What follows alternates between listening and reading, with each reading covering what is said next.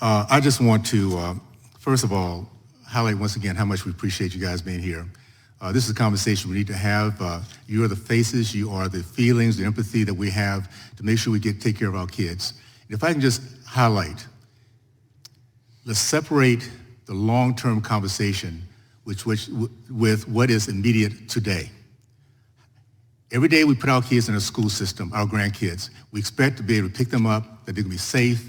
That should never be a question. Our kids should never go to school wondering if they're going to be safe or not. We can do that today. I just mentioned one of the bills. Think about this one. The school safety best practices. It's a database, a clearinghouse, where all the best practices throughout the country is put in one location, and schools, law enforcement agencies, institutions of higher learning, and public can access it.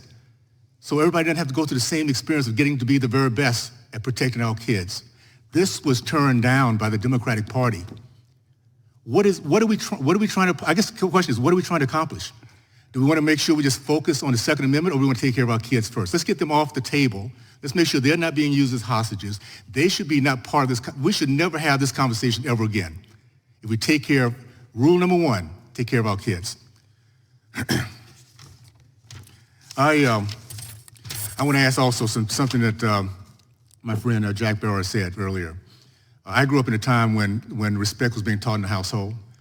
Back in the segregated days when my community led the country in the growth of middle class, men matriculated from college, men committed to marriage, we had more women getting married, black women getting married than white women, because we respected that institution of marriage. Yes, if you want to get back to the core problem, let's make sure we're getting back to the family unit where these kids be raised right, where they understand discipline and respect. And if we start taking that off the table, guess what? Nothing we do here is going to change. Nothing. So I know that's kind of a spiritual thing that some people don't like to ever touch. But I'm going to tell you something, guys. This country is based on Judeo-Christian values. The reason we've been the greatest country in the history of mankind, the reason why I was able to be raised in a community I was raised in, a segregated community, and be so proud of this country, respect for my name and my family, because of that basic foundation, the 10 Commandments. So let's not take that off the table, because if we do, we're not going to win this battle.